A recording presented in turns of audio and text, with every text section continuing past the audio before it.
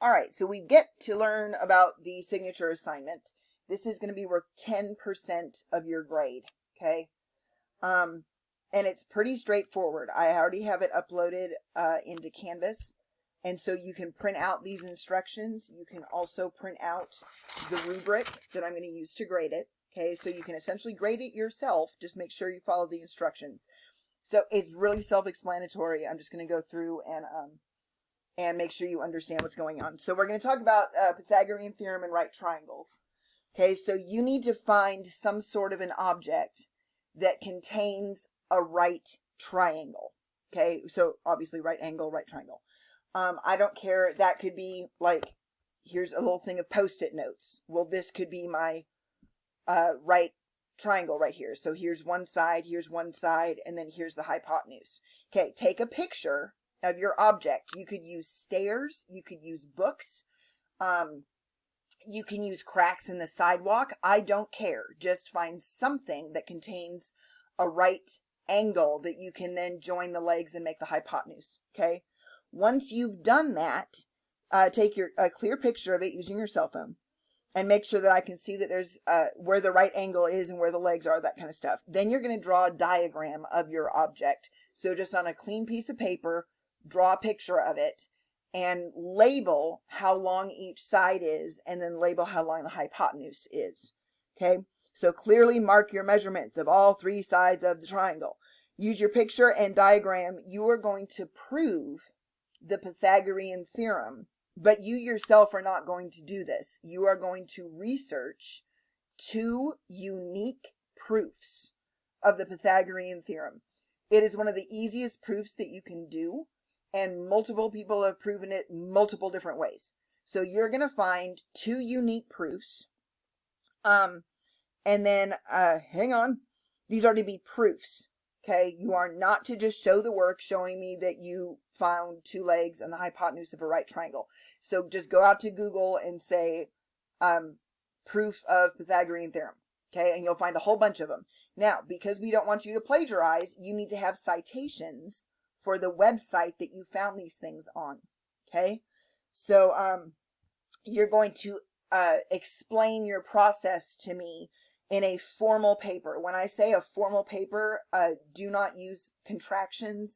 Don't use text speak like LOL and all that kind of mess. Make it be like you would submit it to your English teacher as a research paper. I don't care about length as long as you do what I ask you to do. Okay, so I do not care how long this thing is. So you need to organize it appropriately. Say, this is the picture that I took. And then here's the corresponding diagram that I drew. Here are the two proofs. These are where I found the two proofs.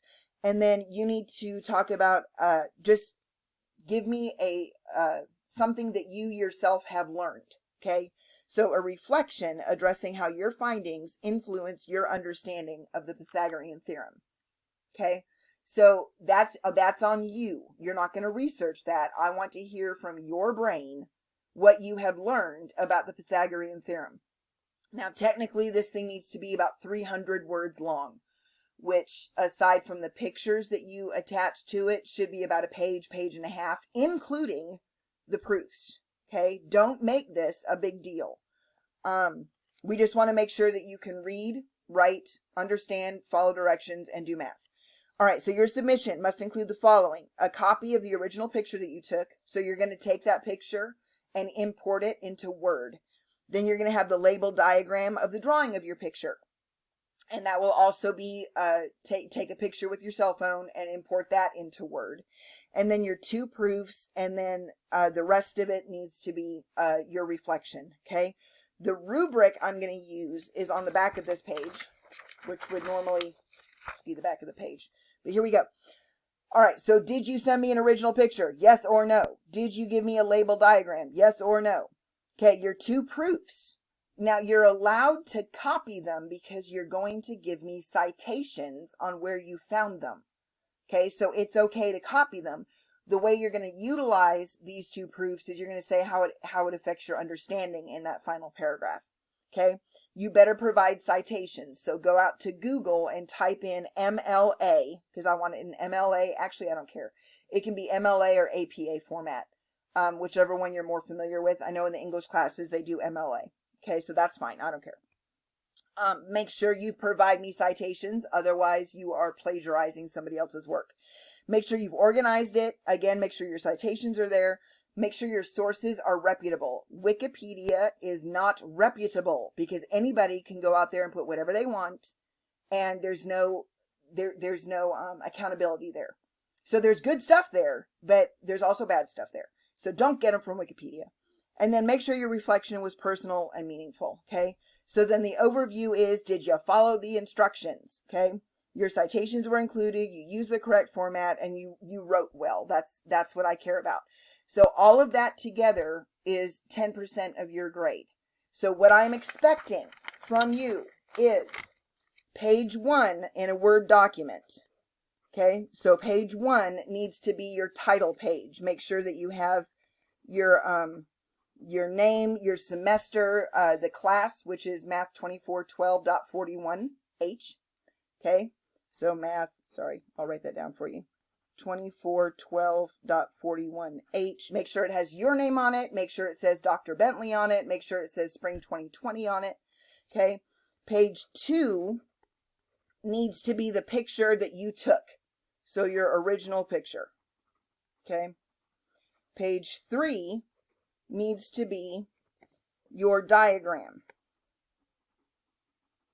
that you draw of a triangle labeled correctly. Bonus points if you make it pretty. Okay. Page 4 and after is going to be the written part. So your 2 proofs, and the summary part. Okay, so literally this is what you're going to send me. When you send it to me, this is important because you're going to irritate me. You are going to send it to me through email. Okay, do not submit it through Canvas. So you're going to email it to sage.bentley@navarrocollege.edu. Okay. When you save it, you must do a save as. So I don't care what you name it yourself. But when you're all done and ready to go, do a save as, and it will say file type. And you need to scroll down to where it says PDF. And you're going to change it into a PDF document. When you send it to me, because I'm fixing to get over 100 of these things, okay? I want your last name with a capital letter. I want a space. I want your first name with a capital letter, okay? And then I totally screwed this up. What I want you to put in front is 2412, okay? That's all you've got to put. So 2412 with a space. Last name with a capital letter, space. First name with a capital letter. Because all I'm going to do is drag and drop them into the proper folders. So I'm not asking much, but that's why I'm asking you, I'm giving you points for following instructions, okay? So this should be the name, and then when you actually save it, it'll say PDF. Don't put that on there. That's what it will do. And then just attach it to an email and send it to me. Please, for the love, double check that you're doing this, okay? Don't put last and first. Put your last name and your first name. Don't put my last name. Don't put my first name. Put your last name, your first name, and lead it off with a 2412 so I know where to put it, okay, when I'm dragging and dropping these. So again, that's due on Monday, April, or I don't know what I said. It's out there. It's on the calendar. I think it's Monday, April 27th, by 11:59 p.m., okay? So get that done. And you know what? I've got to backtrack. Hang on. You're going to kill me. Okay, this is page 3. This is page 4. And this is page 5. You need to put a picture of the original page. Only this. Okay? Do not put a picture of this. I don't care about that. Put a picture of this. And so if I need to submit it, I'll have the instructions that you followed so that the people that are grading it, if the state ever comes by and says, hey, I want to see this. So, I'm going to put page 2. Oh no, I've lost it. It's going to be the project instructions. So page 2 is project instructions. Oh my goodness, I'm trying to hurry. Not the rubric. Okay, so title page, which includes your name, all that kind of good stuff. The second page should be the instructions, which is this. Third page is your picture. Fourth page is the diagram. And then from page 5 on, your proofs and your paragraph and your citations. All right, email me. For the love, do it this way. And let me know if you have questions.